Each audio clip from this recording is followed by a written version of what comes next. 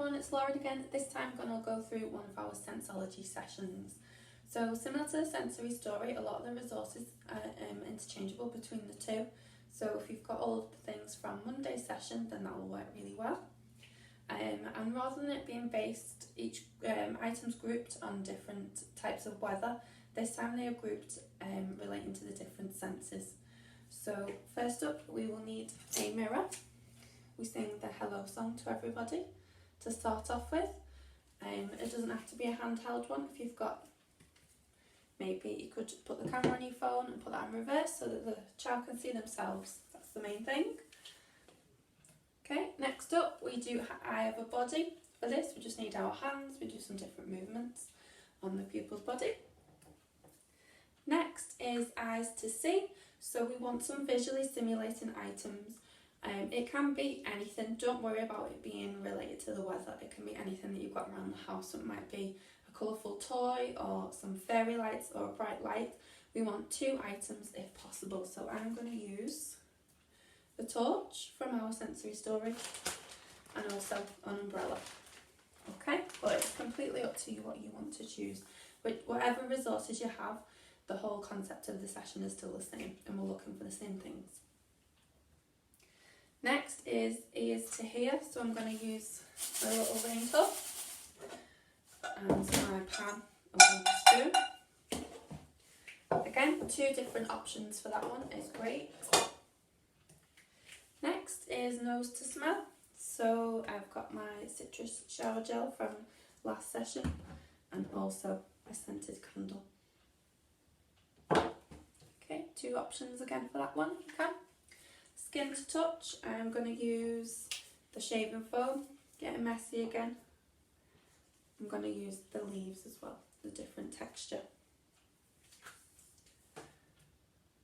And then a mouth to either talk, smile or taste. This one is completely dependent on the pupil because not all of us will taste things. So we're looking at them making some vocalizations, movements of the mouth or just that big smile. That's what we're going to be looking for in that part of the session. So go to the beginning. I'm going to start by singing the hello song. So we hold up the mirror in front and we're looking for communication of how we're feeling. And it doesn't always have to be happy. I think there's always kind of the expectation that it should be a positive emotion that we're communicating, but it absolutely doesn't have to be. It could be I'm not very happy to be doing this session, which is fine. Could be tired, sad, hungry, so we'll see what happens, okay? Hello Elm class, how are you? Hello Beach class, how are you? Hello Jessie, how are you? How are you today? Okay, and then we're looking for the different reactions back. Move the mirror around and we're seeing, are they following the mirror? Are they looking at themselves in the mirror? Do they show the recognition that it is them that they can see looking back at them? Next up is I have a body. So this is the proprioceptive and vestibular input. So we start off and we use the third person for each of the different sections. So we indicate on ourselves, the different body part, and then we indicate on the child. So I have a body, Dylan has a body. We'll touch part of their body to alert them to the different activity. So the first movement that we do is rock and stop. So we tend to do hands on shoulders and then rock them from side to side, rock, rock, rock and stop. So we're looking for anticipation here. We're going to do it 4 times, repeated the same way. And we're hoping to get that by the time it's coming to stop. Are we tensing the body? Are we waiting for the stopping in movement? And showing some facial expression to show that it's going to happen. So again, I have a body. Alex has a body. Rock, rock, rock and stop. So we do that one 4 times and then we move on to patting under the arms. I have a body. Jess has a body.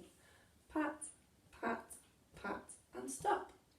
Again, do that one 4 times. And then we do squeezing. I have a body. Abigail has a body. Squeeze, squeeze, squeeze and stop. Squeezing nice and tight on that one so they're really getting that input. Okay, so then when we've done each of those 4 times, we move on to the next task, which is eyes to see. So again, we indicate on ourselves where the eyes are, and then we indicate on the pupil where their eyes are. So I have eyes to see. Kerem has eyes to see. So we're alerting to the different body part that we're going to be working with this session before presenting them with the resources. So this time it is going to be the torch. So we're especially looking for tracking during this one. So we hold it initially at eye level and we move it from side to side. And we're looking, are we following that light? Holding it in front to one side and then across the midline to the other, seeing if we're tracking. If we do follow it at eye level, and we're going to follow it when it's moved up, do we follow it down? And if it's removed from sight, do we look around to see where it's gone? Are we interested in that item? I'm looking for the same thing with both. So we'll present the umbrella. They're obviously they're 2 very different items, so we expect the reactions to be very different. But again, are we following the umbrella as it moves? Do we reach out for it? Do we show an interest in the item? And then between the 2, do we appear to have a preference as well? And if so, how do we communicate that? It might be better engagement with one than another. It might be trying to reach for one item but pushing the other away. It's again all dependent on the pupil. Okay, so we take our time with that one. And then we move on to ears to hear. So I have ears to hear. Olivia has ears to hear. So we'd start off with our raindrop. And again, we present it at eye level. And we're seeing, are they tracking that sound? We'll go from one side to the other. Are we moving our gaze or moving our head to follow the sound as it moves around? Once it's out of immediate view, maybe it'll be behind us to the side. Do we turn around to try and make an attempt to find that sound once it's gone? Do we find it interesting? Do we seem to like it? Are we not interested at all? So that's quite a quiet one. So then we'll contrast that then with a loud one and we'll see how the reaction differs, okay? So I have ears to hear. Who not said? Scarlett has ears to hear. So you're going to try this.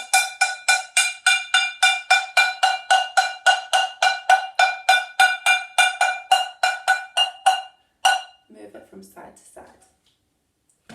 Again, comparing the reactions to the 2 different items. Do we show preference for one over the other? Do we like both? Do we dislike both? But just looking for all of those different types of communication. How we're showing, how we're feeling about the different items. Next is nose to smell, which from experience in class is not a very popular one. So just to point out as well, it's good to have negative reactions to items. We're not always looking for positive reactions. We're wanting however the child is feeling, whether that is negative or positive. And like I say, from experience, the smell is usually the negative one and the one that is most anticipated. So we're going to go with our candle, which is a nice smell. Present it. I have a nose to smell. Jess has a nose to smell. So present it. Okay, move it from side to side across their midline. Are we tracking the smell? Are we pushing the smell away? Which it often happens, this one. Are we blocking our nose from the smell to show that we don't want it at all? And then repeating the activity with the second one. So I have a nose to smell. Hannah has a nose to smell. Present it to the nose, moving it from one side to the other. Are we following? Do we get any movements of the mouth? That's usually quite a good one with smell. If we like a smell, it often causes us to move our mouth as well. Okay, and as with all of the others, do we show preference? It might be a case of presenting those 2 items and seeing, do we reach out for one for the other, or do we push one away because we prefer just to be left with the one that we like? Okay.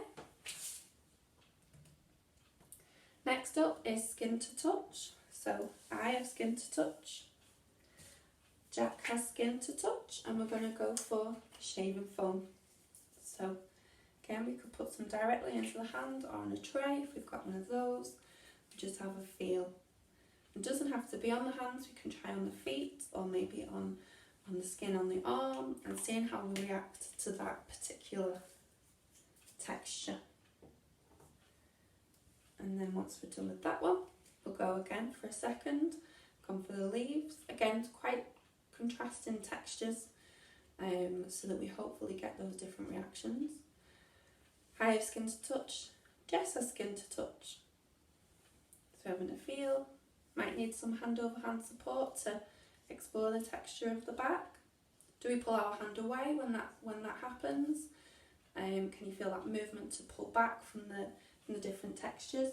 Again, that's good. It might be communicating that we don't like it and we would like that to stop. Okay? If that's the case, respect them and we'll move on.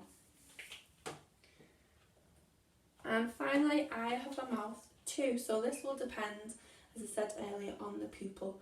So it might be a mouth to smile, it might be a mouth to taste. A good one is lemon because it's a really strong smell. You can just place a little drop of it on the lips to get that quite strong reaction.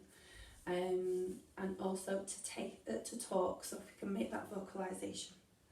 So I have a mouth to talk. Olivia has a mouth to talk. Do we get that movement? Or Olivia has a mouth to smile. How do we make Olivia smile? We'll touch her face and we're encouraging that different movement. Might take some modelling, some really exaggerated facial expressions. Do we get that movement or that kind of communication?